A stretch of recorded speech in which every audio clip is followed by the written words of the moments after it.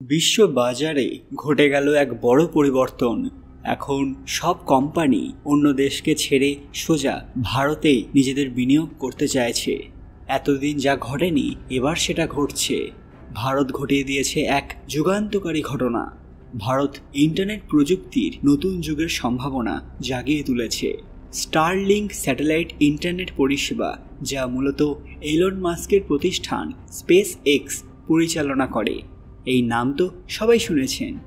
বিশ্বজুড়ে ইতিমধ্যে ৭০টিরও বেশি দেশে চালু হয়েছে এই স্টারলিংক সেবা, যেখানে দূরবর্তী পাহাড়ি অঞ্চল, দ্বীপপুঞ্জ বা ইন্টারনেট বঞ্চিত এলাকায় অত্যাধুনিক ব্রডব্যান্ড পৌঁছে যাচ্ছে এক টুকরো আকাশের মাধ্যমে। কিন্তু এতদিনেও ভারতে এই সেবার বাণিজ্যিক লঞ্চ হয়নি এবং এখানেই তৈরি হয়েছে চমকপ্রদ বিতর্ক। ঘটে গেছে এক যুগান্তকারী পরিবর্তন। এবার ভারতে এসে গেছে এই স্টারলিংক। শুধু তাই নয়, তারা ভারত সরকারের মাধ্যমে এমন কথা ঘোষণা করেছে যা শুনে কেঁপে উঠেছে আমেরিকা, চীন সবাই। ঠিক কী ঘটেছে জানবেন আজকের ভিডিওতে। তারা এই কমেন্ট বক্সে হর হর মহাদেব লিখতে ভুলবেন না। সকলকে আমাদের চ্যানেল পুরানথায় স্বাগত। আজকে আপনারা জানবেন ভারতে এলো যুগান্তকারী নেট। ভিডিওতে এগোনোর আগে সবাই অবশ্যই আমার চ্যানেলটি সাবস্ক্রাইব করে নেবেন।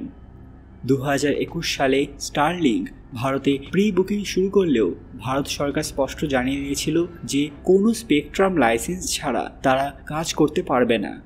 টেলিকম রেগুলেটরি অথরিটি অর্থাৎ ট্রাই এবং ডিপার্টমেন্ট অফ টেলিকম অর্থাৎ ডিওটি জানায় দেশের নিরাপত্তা, তথ্য গোপনীয়তা এবং স্পেকট্রাম শৃঙ্খলার জন্য দেশীয় আইন অনুযায়ী লাইসেন্স নেওয়া বাধ্যতামূলক।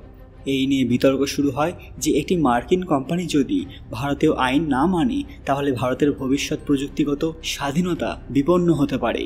এমনকি অনেক টেলিকম সংস্থা যেমন জিও, এয়ারটেল এবং ভিআই অভিযোগ করে যে স্টারলিংক নিয়ম ভেঙে direct to customer pre order নিচ্ছিল। এই কারণেই ভারতে স্টারলিংকের লাইসেন্স প্রক্রিয়া বিলম্বিত হয়েছিল। অপরদিকে America, Europe, Canada, Japan, Philippines এবং নাইজেরিয়া ইতিমধ্যেই এই সেবার সুবিধা নিচ্ছিল। ভারতের জন্য স্টারলিংক একটি আশীর্বাদ, বিশেষ করে গ্রামীণ এলাকা, উত্তর পূর্ব লাদাখ, আন্দামান নিকোবরের মতো অঞ্চলে যেখানে ফাইবার ব্রডব্যান্ড পৌঁছানো কঠিন, সেখানে এক বড় এভলিউশন আসবে। স্টারলিংকের খরচ তুলনামূলকভাবে বেশি, এমনটাই জানা গিয়েছিল যে এককালীন প্রাথমিক সেট আপ কিট প্রায় 50,000 টাকা এবং মাসিক খরচ 6,000 থেকে 8,000 অবধি হতে পারে। তবে এটি যদি সরকারি সহযোগিতা পায় বা CSR মডেলে আসে তাহলে এটি হতে পারে ভারতের ডিজিটাল বিপ্লবের নতুন অধ্যায়। কিন্তু হলো এমনটাই। এখনও পর্যন্ত যদিও পরিষেবা চালু হয়নি। খবরে এসেছে সরকার এবং স্পেস এক্স আলোচনার শেষ পর্যায়ে রয়েছে এবং এই বছরেই পরিষেবা চালু হওয়ার সম্ভাবনা আছে।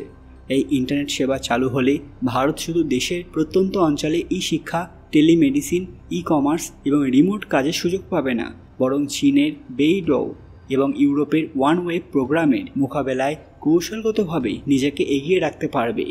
ভারতে এক অদৃশ্য টেক যুদ্ধ শুরু হয়ে গেছে, কারণ একদিকে রয়েছেন ভারতের টেলিকম সম্রাট মুকেশ আম্বানি আর অন্যদিকে বিশ্বজোড়া প্রযুক্তির মহানায়ক এলন মাস্ক। আর এই সংঘর্ষের কেন্দ্রে রয়েছে একটাই নাম, স্টারলিংক। এটা শুধু ইন্টারনেট নিয়ে প্রতিযোগিতা নয়, বরং ভারতের ডিজিটাল ভবিষ্যৎ, বাজার দখল এবং ভূ রাজনৈতিক শক্তির এক নতুন লড়াই।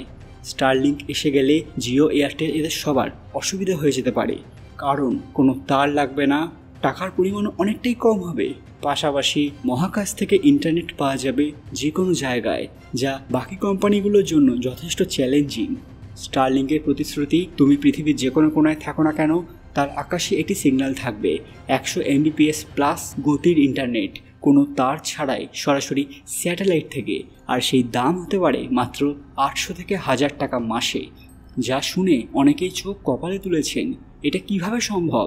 স্টারলিংক পৃথিবীর চারপাশে হাজার হাজার ছোট ছোট স্যাটেলাইট বসিয়ে ফেলেছে, যেগুলো সরাসরি ব্যবহারকারীর ছোট অ্যান্টেনাতে সংকেত পাঠায়। কোনো ফাইবার কেবল, ব্রডব্যান্ড সংযোগ বা টাওয়ার লাগে না। একটা ডিশ বসিয়ে নিলেই সারা দেশে একই গতিতে কাজ করবে ইন্টারনেট। এখানেই মুকেশ আম্বানির সমস্যা শুরু হয়েছে, কারণ তার জিও ফাইবার এবং 5G নেটওয়ার্ক এখন নির্ভর করে মাটির নিচের ফাইবার কেবল এবং ব্যয়বহুল পরিকাঠামোর ওপর। স্টারলিংক যদি সস্তায় তারবিহীন প্রযুক্তি এনে দেয় তাহলে দেশের প্রান্তিক অঞ্চল থেকে শুরু করে শহর পর্যন্ত জিও বিশাল গ্রাহক ভিত্তি ধাক্কা খাবে। সেই কারণে রিপোর্ট অনুযায়ী ভারতে অনেক টেলিকম সংস্থা সরকারকে চাপ দিচ্ছে স্টারলিংকে অনুমোদন না দেওয়ার জন্য বা তাদের ওপর কড়া লাইসেন্সিং আইন চাপাতে।